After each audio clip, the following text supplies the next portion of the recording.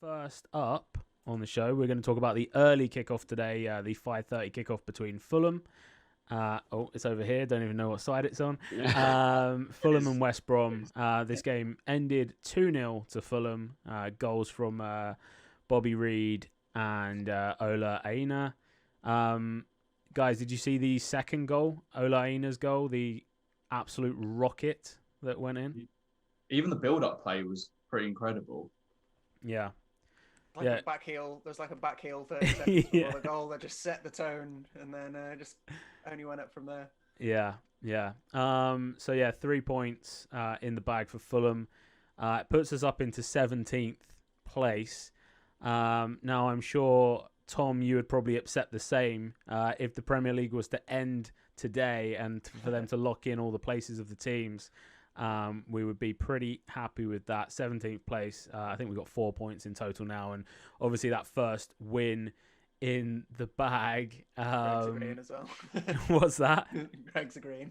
Yeah. Well, for Spurs, second place in the league. First time we've been in the top four since May 2019. He's counting the days. On a prison wall. Yeah, with a little chalk. A little piece of chalk. I won't spend too long talking about the Fulham game, but I mean, first of all, I would probably say it was a good performance by Fulham. It did feel a lot like a kind of a high quality championship game, and I think there certainly were still a lot of problems, a lot of unforced errors and turnovers, which unfortunately for West Brom they're just not good enough to capitalize on. But I think, had the opponent been better today, we may have struggled a little bit more. But some real positives in there as well. But I was just like, my question, I guess, would be, I won't go on too much of a monologue about it, but like at the moment we're only playing Mitrovic, Kearney, and I think today Harrison Reed played 45 minutes. Bobby Reed, actually, to be fair, played about 60 minutes, and he was in the team last year. But should a team that gets promoted have to completely switch out that many players,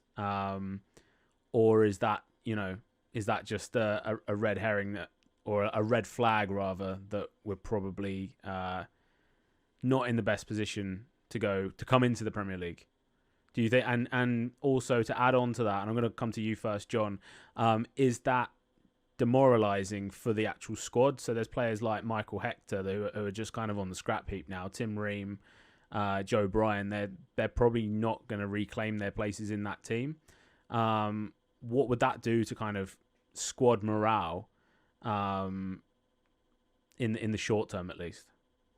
It's a tricky one because you see this a lot, don't you? You see names are not springing to mind at the moment, but you see teams where in the championship they've got like a squad and it's a championship squad, right? And they do well, they get promoted, and then they get promoted to the Premier League, and then half of the squad, if not more, don't play.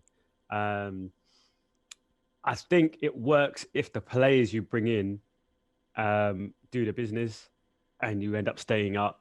You get a good win, maybe against one of the top six, as it were, and then everyone starts thinking, right, we can stay in the league. When it doesn't work and those players you bring in don't perform because maybe they haven't played in the Premier League either, you've maybe brought them from, the Dutch league or somewhere, and they don't perform. That's when I think you get this sort of unhappy camp where the original players are like, oh, hold on a minute, I got you here. Now you're playing, this John Doe over here who's not performing any better than what I would be performing. And then I think that's when you start to get unrest and things like that. So I think when the results are working, you can't be unhappy. If you're getting the results and you're not in the squad, you've got to be a team player. You've got to be happy. You've got to knuckle down and try and force your way into the squad, take your opportunities in the League Cup, etc. But yeah, when it's not working, it could go sour really quickly. Yeah. Any thoughts on that from Greg and Tom? Yeah, I mean, I think back to when I was working on the Championship, and the 1 year that I was working on it, the two teams that went up, one of them was Bournemouth, and Bournemouth got promoted from the Championship with a League One squad, and then hardly made any additions to it when they're in the Prem, so they kind of went up all the way up. But I think they are almost the exception. They found this team of players that knew each other so well, and they just basically kept the same 11 from League One and then all the way up to the Prem, and only added like 1 or 2 players to the starting 11 through that time. But that's a massive exception. I think you're always going to have to try and improve the squad when you come up, and also like the managers obviously got that Premier League money. Suddenly he's going to like, his eyes are lighting up, aren't they? Like anyone's going to be the same. I think last year Villa got a lot of stick because they just completely revamped the squad, and only just survived. I think when Leeds this summer spent a lot of money, everyone was like, oh, they're doing a Villa, they're going to struggle. But it just completely depends on the business that you do. Greg? Yeah. I think that there's no set way of doing it. I think the levels are such a world apart. But then you see, the system at Sheffield United last season did brilliantly. I don't think they had a particularly busy summer, not that I knew. And now look at them in this season. It just seems to have absolutely petered out for them. I think that it can be a bit bittersweet if you're coming up from the Championship to the Premier League and some players just aren't up to it, and you've just got to measure up what's better for the team or your own career. I can imagine it being a tough predicament for sure for any manager, but this win's huge for Fulham. I think the spirit will be lifted. Scott Parker, it's a big weight off of his chest for sure. I guess another question as well is we're up into 17th now with Burnley, Sheffield United and West Brom below us.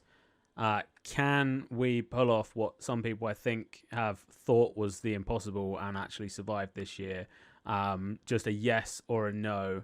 Actually, not a can, it's a will. Will we pull it off? Because I think the can is obvious. We obviously can. But will we pull that off? And I'll come back. I'll go John, Tom, and then Greg. So John? One word answer, no. Yeah, no. Tom? No. And Greg? Sorry, Dan. Fuck yeah. Well, we'll come back to this later in the season, and we'll see who was right and who was wrong. It depends if Ollie stays in a job at United. He might take that space for you. You might just. You think he'll come down as he maybe will be our star striker?